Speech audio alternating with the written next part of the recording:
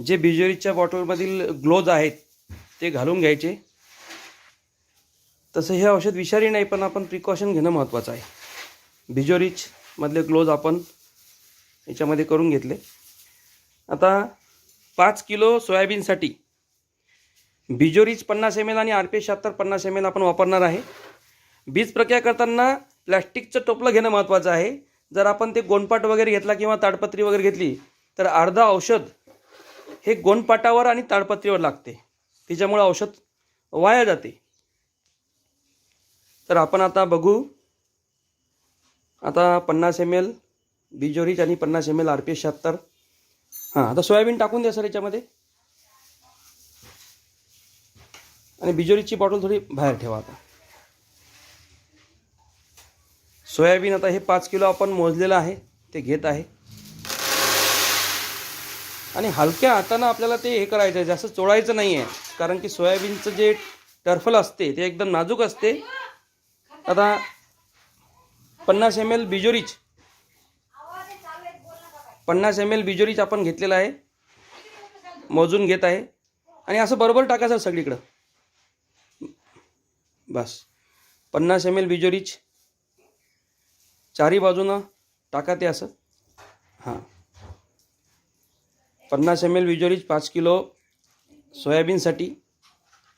आणि आता आपण RPS 76 घेणार. 50 ml RPS 76 घ्या. तर अशा पद्धतीनं आपण सोयाबीनची ही बीज प्रक्रिया करू शकतो. 50 ml RPS 76 50 ml बिजोरीच हे 5 किलोसाठी प्रमाण आहे. 10 किलो सोयाबीन जर घेतलं तर आपण 10 किलोसाठी 100 ml RPS 76 आणि 100 ml बिजोरीच हे आपण वापरायचं आहे. असं चारी बाजून टाकायचं. आणि आता तुम्ही आता हलक्या हातानं खालीवर करा सर, सगळ्या बियाला ते लागलं पाहिजेत. तर अशा पद्धतीनं करा, व्यवस्थित खालीवर राहू द्या ते.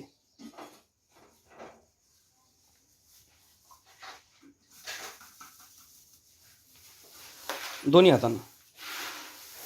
हे बघा, सोयाबीनची बीज प्रक्रिया. पेरणीपूर्वी बीज प्रक्रिया हा विषय खूप महत्त्वाचा आहे. जसं गर्भसंस्कार महत्त्वाचे आहे, जोपर्यंत आईच्या गर्भामध्ये बाळ आहे तोपर्यंतच आपण त्याची काळजी घेऊ शकतो. जसे गर्भसंस्कार महत्त्वाचे आहे तसे बीज संस्कार महत्त्वाचे आहे. तर आपल्या शेतकरी बंधूंना विनंती आहे की सोयाबीनची बीज प्रक्रिया केल्याशिवाय सोयाबीन हे पेरू नका. आणि तुम्ही बघा की ही सोयाबीनची किती खास बीज प्रक्रिया झालेली आहे. बघा, सगळ्या बियाला लागलेलं आहे आणि एकदम चांगली बीज प्रक्रिया झालेली आहे. हे आता 5 ते 10 मिनटं आपण सावलीमध्ये राहू द्यायचं, आणि ते 5 मिनटामध्ये सुकून जातं. 5-10 मिनटानंतर आपण त्याची नंतर पेरणी करू शकतो. बिजोरीच आणि RPS 76 आपण वापरल्यानंतर त्याचं ताबडतोब अर्धा 1 तासानंतर आपण पेरणी करायची आहे. जास्त वेळ त्याला ठेवायचा नाही आहे, कारण की जीवाणू बिजोरीचमध्ये आहेत. बिजोरीचमध्ये जीवाणू असल्यामुळं आपल्याला खूप महत्त्वाचा रोल इथं होत आहे.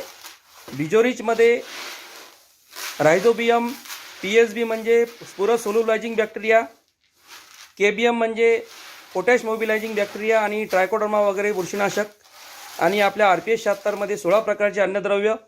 त्याच्यामुळं ही जी बीज प्रक्रिया आहे ही 20 घटकांची बीज प्रक्रिया झालेली आहे. आणि धन्वंतरी अशी एकमेव कंपनी आहे भारतामध्ये की जी 20 घटकांची बीज प्रक्रिया देत आहे. मार्केटमध्ये फक्त बुरशीनाशक आणि कीटकनाशक या 2च घटकांची बीज प्रक्रिया होते. आपल्या धन्वंतरीमध्ये ही 20 घटकांची बीज प्रक्रिया आहे. तर प्रत्येक शेतकऱ्यांनी बिजोरीच आणि RPS 76 हे बीज प्रक्रियेसाठी घ्यावं आणि आपला बेनिफिट करावा. दाखवा सर एकदा बिजोरीच आणि RPS 76च्या बॉटल. हे बघा, नाव दाखवा, नाव एक दाखवा. RPS 76 हे बघा, हे RPS 76 घेतलेलं आहे. याच्यामध्ये न्यूट्रिशन आहे. आणि बिजोरीच दाखवा.